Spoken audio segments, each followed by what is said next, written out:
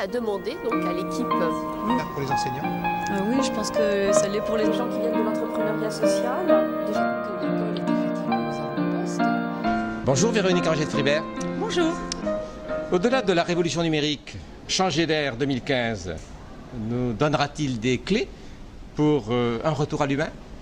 Des clés, je ne sais pas, des pistes, des réflexions, oui, certainement. En fait, on est déjà, comme on l'a dit ce matin, on est déjà dans l'humain, on n'a pas quitté peut-être même. Et on est au-delà de la révolution numérique, c'est vrai, parce que on a inventé nous-mêmes toutes ces technologies du numérique. Donc fatalement, on doit les maîtriser et on revient à l'humain aussi dans le sens où on va peut-être moins se focaliser sur les outils et davantage sur le lien social, sur les relations entre les humains. Pourtant, les technologies, c'est considéré par beaucoup comme essentiel. C'est considéré comme essentiel, ça l'est je pense, mais ce ne sont que des technologies, ce sont des outils sans lesquels on serait peut-être bien malheureux parce qu'on arrive à faire des choses incroyables, on a le don d'ubiquité, on fait du réseau, on parle à des gens qui sont à l'autre bout de la planète et qui partagent des choses avec nous et qui créent des choses, qui produisent, qui vendent, qui s'échangent. Donc c'est vrai que c'est indispensable, mais en même temps, c'est pas ça qui prime sur l'humain. Ce qui prime, c'est ce que l'humain fait des technologies, et c'est vrai que ça c'est un message qui est souvent porté par Joël de René ou par des gens comme François Dadi, comme Michel Maffezoli, enfin tous les Jean-Paul Delevoye qui étaient là, je ne vais pas citer tout le monde, Pascal Pic, tout le monde en a reparlé ce matin, c'est vrai. Et bien sûr, c'est à l'humain de décider dans quel monde il veut vivre et comment il va utiliser ces technologies et mettre un frein peut-être à certains débordements. Mais encore, faut-il que ce soit possible de mettre un frein. Mais le lien social, c'est essentiel. Le lien social est fondamental. Il n'y a pas de société sans lien social, il n'y a pas de société sans valeurs communes, sans fraternité, sans relation aux autres. C'est aussi le plaisir et le sel de la vie. Alors, vous abordez plusieurs thèmes, l'entreprise, mais on revient souvent à l'éducation. Oui, l'éducation, c'est un peu un fil rouge parce que l'éducation, c'est une responsabilité énorme. C'est comment on va former tous ces enfants qui vont arriver sur le marché du travail dans 20 ou 25 ans. On les forme pas seulement pour travailler non plus, on les forme aussi pour avoir un esprit critique, pour analyser les choses, pour s'adapter.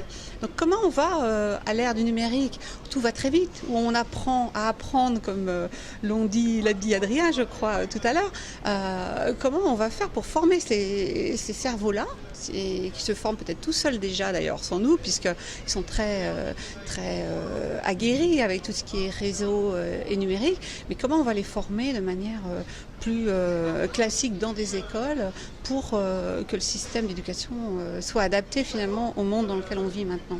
Alors, moi je participe à beaucoup de forums, vous ne faites pas exception, dans de très nombreux forums, on s'interroge sur la place des politiques. Oui, on s'interroge, on leur a donné un petit peu de place d'ailleurs aujourd'hui. On s'interroge beaucoup parce que, comme le dit Laure Bello, qui est la lauréate de notre prix Forum Changer d'air 2015, les élites sont déconnectées, en particulier les politiques. Et on s'interroge beaucoup parce qu'on a l'impression que la plupart des politiques sont un petit peu dépassés, déphasés, ont beaucoup de mal à savoir ce qu'il faut faire et ce qu'ils ont les moyens de faire d'ailleurs. Donc le salut viendra probablement des citoyens qui s'organisent, qui décident des choses et qui travaillent aussi avec les politiques et qui peuvent peut-être aussi avoir des nouveaux systèmes, on en parlait ce matin, de nouveaux systèmes de démocratie participative, des nouveaux moyens d'agir, des nouveaux contre-pouvoirs pour forcer un peu ces politiques à prendre conscience des enjeux et de ce qui est possible de réaliser, pour leur forcer un petit peu la main en fait.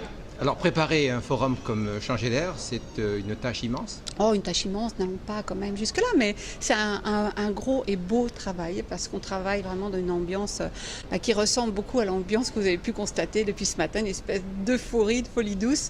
On est pris dans une énergie incroyable puisqu'on a un rythme un peu effréné. Ça, c'est probablement un peu ma faute. Je suis un petit peu pas survitaminée, mais je ne sais pas comment dire. Un petit peu quand même. Un petit peu quand même.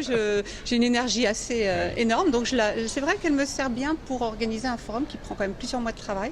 Je travaille avec des équipes qui sont formidables, je travaille notamment avec la Cité des Sciences bien sûr, Joël de René qui nous soutient et nous accueille, avec Éloi Choplin, Triple C, qui est mon binôme sur le forum, qui fait les transitions aujourd'hui, qui gère un petit peu le temps et tout ça. On travaille avec des gens à la logistique, à Aston Bordelais, qui sont formidables. On a une agence de RP aussi qui s'est bien démenée pour qu'on parle de nous, Sense Agency, puis on travaille aussi avec un tas d'autres gens, avec The Boson Project qui organise une séance participative cet après-midi. Enfin, tout le monde est très très impliqué, très heureux, je crois, de travailler sur le forum. Et vous donnez l'exemple d'un travail dans l'horizontalité? Complètement. Moi, j'ai toujours fonctionné comme ça. Je ne sais pas ce que c'est que la hiérarchie.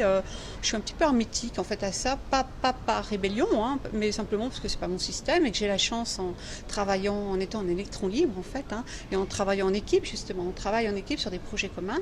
Et là, on est une équipe. Il n'y a pas de rapport de force, ou s'il y en a, ils sont très très vite canalisés, puisque moi j'ai une façon de fonctionner qui fait que le rapport de force n'a pas sa place. Donc on joue le jeu ou on ne joue pas. En général, les gens sont plutôt heureux de travailler dans cet univers-là. On est très complémentaires, ce qui évite justement les rapports dominants-dominés, puisqu'on est complémentaires, donc il n'y a pas de compétition. On est tous ultra motivés, on adore Forum Changer d'air, tous les gens qui viennent, que ce soit le public ou les intervenants, les modérateurs, les partenaires, tout le monde est très très heureux de participer à cette fête, parce que c'est aussi une fête. Et c'est un moment vraiment, c'est une parenthèse formidable dans notre année, et on espère continuer comme ça encore des années. C'est ce que nous vous souhaitons. Merci beaucoup. Merci à vous.